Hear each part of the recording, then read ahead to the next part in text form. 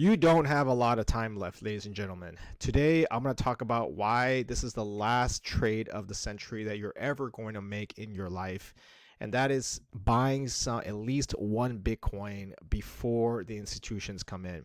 Now, my journey for the last 6 years on this channel has been covering Bitcoin, crypto, all things considered, underneath the sun, all coins, pumps and dumps, things like that. And I feel like this is the end of my journey, the start of the end of my journey, actually, because in the next couple of weeks, we are going to get one of the biggest FOMO waves from institutions ever. And once they get in, you are not going to be able to get in anymore.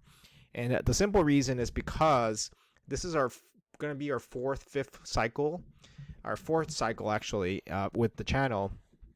And thinking about that for a second, that really kind of begs the question is, how many more cycles do we have? And the answer is we don't have any more left. There's going to be probably one more cycle after this, but at that point, Bitcoin is going to be a mature asset. And so for the last 6 years, I've been talking about crypto.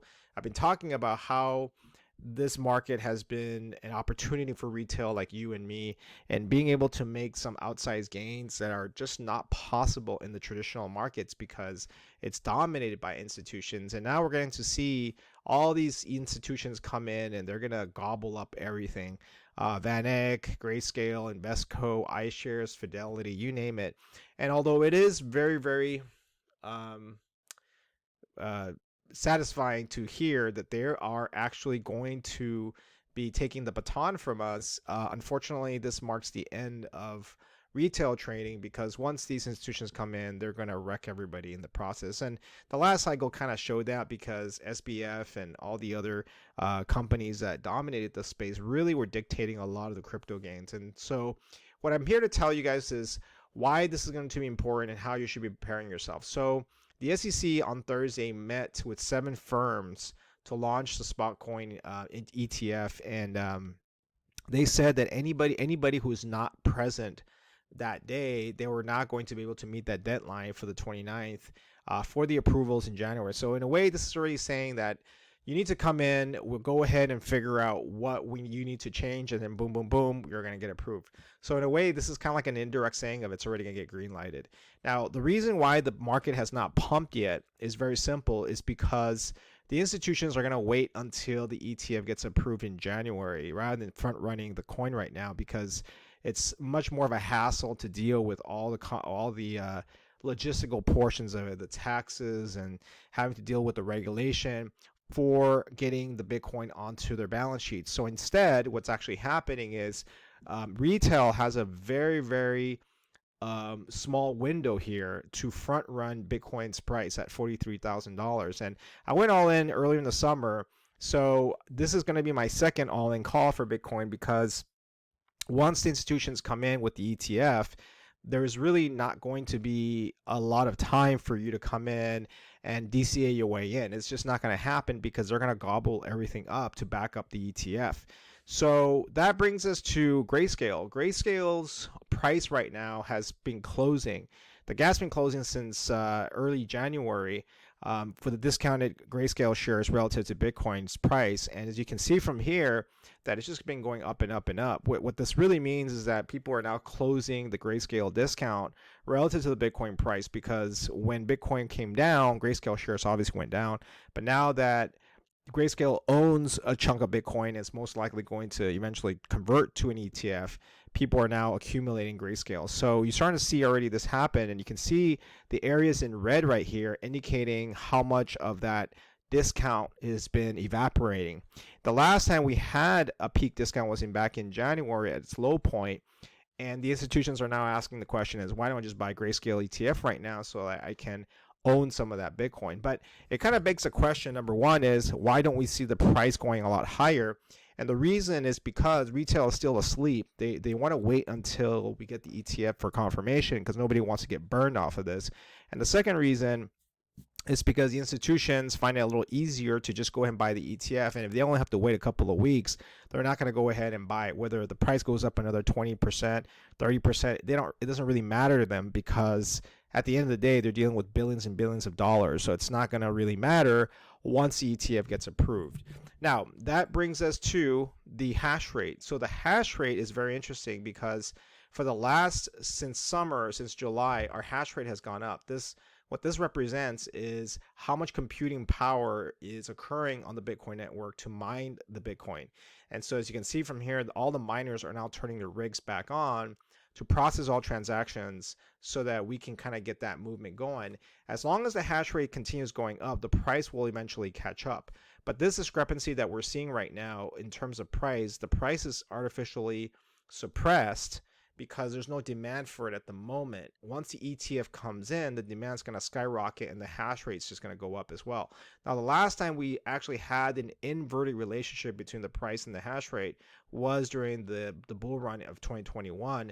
As you can see right from there, although the price moved very, very high, the hash rate didn't move at the same rate or speed as the price. And so that kind of meant that we did have this overvaluation portion. But here we have the opposite. We have the hash rate going up higher than the price appreciation, which tells me that the long-term holders right now are trying to mine as much of the Bitcoin as they can before the prices start to pump.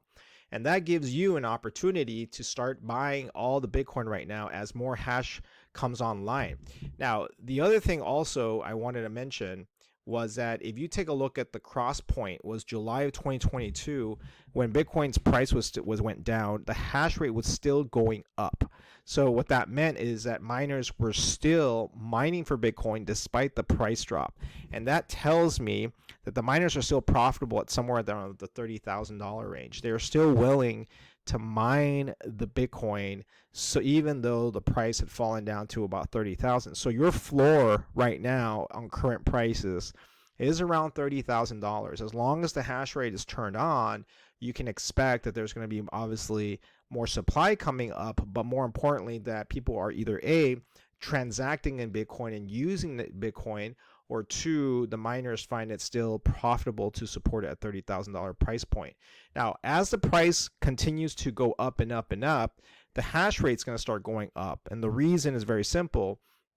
Is because right now what's happening is because the halving rates only give you 3 Bitcoins in April compared to 6 what it was this past year, it's going to be very, very difficult to maintain profitability with these miners if we only have 3 Bitcoins and the price doesn't go up.